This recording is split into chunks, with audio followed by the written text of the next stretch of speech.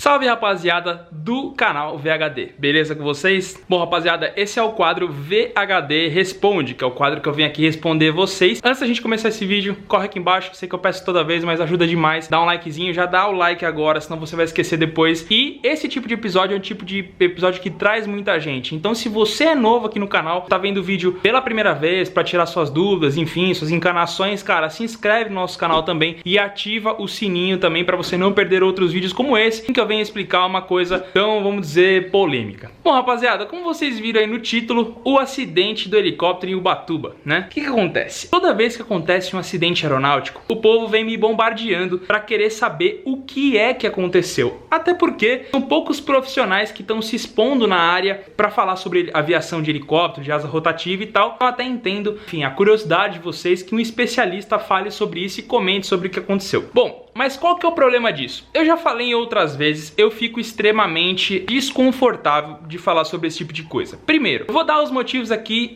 o porquê que acontece isso, porquê que eu evito falar. Bom, um dos primeiros motivos que eu fico extremamente desconfortável de falar sobre isso é que na grande maioria das vezes, esses acidentes que acontecem aqui em São Paulo e até no Brasil, eu conheço esses pilotos que estão ali atrás. Infelizmente, vários deles se vão, eles acabam falecendo, enfim, no próprio acidente que acontece, eles acabam indo embora. E isso pra mim é terrível, eu fico extremamente chateado, triste de ver, sei lá, pessoas que eu conhecia ou não conheço, ou colegas de colegas que acabam falecendo na profissão. E eu já perdi muitos amigos assim, infelizmente. Então não é um assunto que eu gosto de tocar. Segundo, se eles acabam não falecendo, se eles ficam aqui, que é o caso, por exemplo, desse do acidente de Ubatuba, é muito ruim e é muito antiético. Então pra mim é muito ruim ficar dando pitaco no acidente do cara. Então eu, graças a Deus, graças a esse Deus imenso que a gente tem aqui, eu nunca tive um problema, nenhum acidente aeronáutico, nem nada. Então seria meio ruim eu ficar comentando do acidente do cara, se ele fez direito, se ele não fez, por que que aquilo aconteceu. Tudo isso é uma incógnita. Alguns deles são mais fáceis de você saber o que que aconteceu,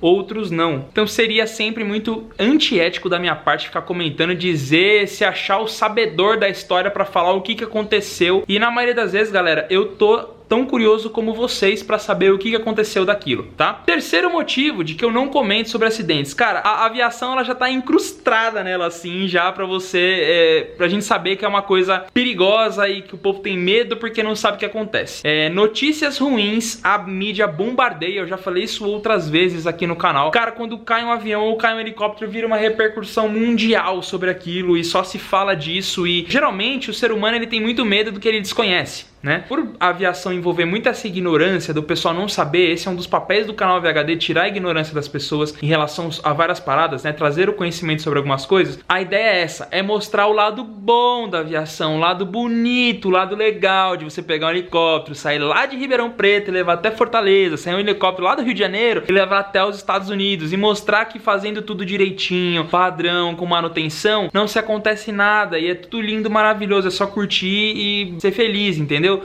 Não ficar se apegando em acidente. Eu não gosto de falar de acidente. Eu acho que tem muita coisa boa pra mostrar da aviação ao invés de falar de acidentes. Quarto motivo por que eu não falo sobre acidentes, galera. Existe um órgão chamado CENIPA. Esse órgão é o órgão responsável para fazer a investigação de todos os acidentes que acontecem, tá? Eu vou ler aqui exatamente o motivo, o que significa CENIPA, tá? CENIPA significa Centro de Investigação e Prevenção de Acidentes Aeronáuticos. Esse órgão vai lá e pesquisa a fundo tudo que acontece. Então ele vai lá, vai até a cena, vê o que aconteceu, recolhe todas as peças, todos os, sei lá, o que sobrou de um acidente aeronáutico para colocar, tentar montar um quebra-cabeça e descobrir o porquê que aquilo aconteceu, tá? Na grande maioria das vezes os acidentes aeronáuticos são fatais e não sobra nada para reconstruir, e os caras são muito bons, porque eles reconstroem tudo isso para conseguir entender o que aconteceu e soltar notas tanto para os operadores das aeronaves quanto para os fabricantes, algum tipo de erro crônico que aquela aeronave tem ou algum tipo de operação errada que está sendo feita. Então, esses laudos geralmente demoram para sair, eles demoram aí, às vezes 1 ano, às vezes 2 anos, às vezes até 4 anos para sair um laudo de um acidente, tem alguns até que demoram mais. Então até que esse laudo profissional, que esse laudo, sei lá, perfeito saia, qualquer coisa que eu falar ou qualquer outro falar é mera especulação. E a gente recebeu um áudio aqui de um cara que é no mínimo engraçado. É no mínimo engraçado o que ele falou. Ele falou um monte de groselha, ele falou um monte de besteira. Vamos tentar colocar aqui pra vocês entenderem o nível da parada da ignorância e da baboseira e de qualquer coisa que alguém falar. Vai ser a coisa mais, enfim, maior besteira do mundo. Outra coisa, nessa área, achei o dos entendidos. O cara que, mas se fulano fizesse isso, não ia acontecer. Se Beltrano não tivesse acontecido isso, não sei o que. Cara, não é assim. Não é assim. Um acidente aeronáutico é um conjunto de fatores, na grande maioria das vezes. São várias coisas que vão acontecendo até ocasionar o acidente.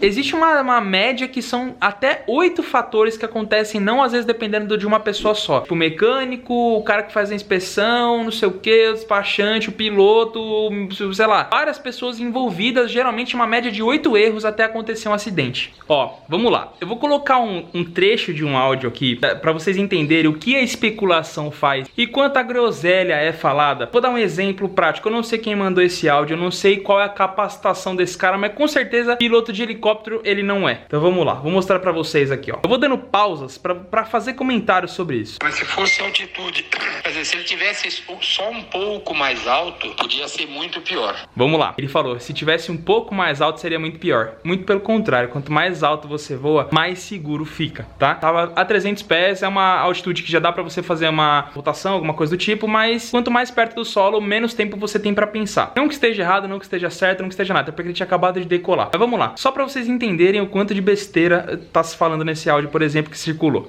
Uma coisa de, sei lá, 100, 150, 200 metros mais alto seria muito pior. É um helicóptero regulamentado pra voar a 500 pés. 500 pés dá algo em torno de 150, 170 metros, ou seja, contando da altitude que ele já tava, 150, 200 metros acima, ele estaria muito tranquilo e, cara... Entendo porque que ele falou que seria pior. Não tem sentido falar isso. Porque não dá pra fazer o auto-rotate. Se ele tivesse bem alto, aí dá pra fazer. Tipo, ele acabou de se contradizer. Ele acabou, se tivesse bem alto, dava pra fazer. Se tivesse 150, 200 metros, não daria, então. Ele roda, você desacopla, faz o rotor virar ao contrário durante a queda e chegando perto do solo, você dá reverso e segura a aeronave.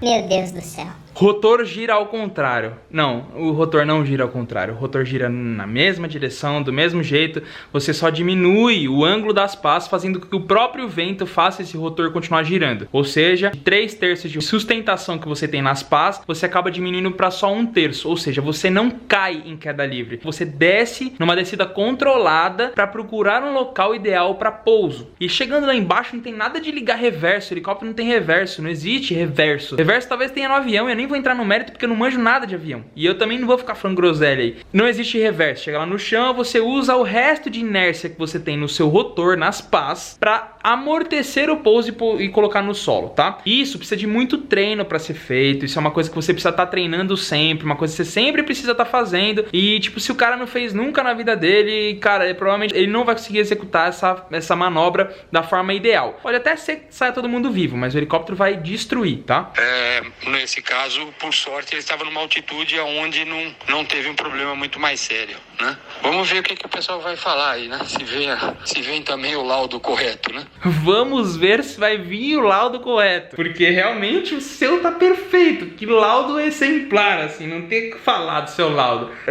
Nossa, cara, eu acho que quem é do CENIPA agora deve querer dar um tiro na cabeça, porque como que pode falar um negócio desse? Tipo, o cara tá tirando toda a credibilidade de um órgão que estudou anos, eles têm séculos de estudo pra falar disso e ainda questionar o trabalho dos caras. Uma pessoa em solo ser atingida. Realmente, a gente acredita que nessas horas é quando chega a nossa vez, não tem por onde escapar, né?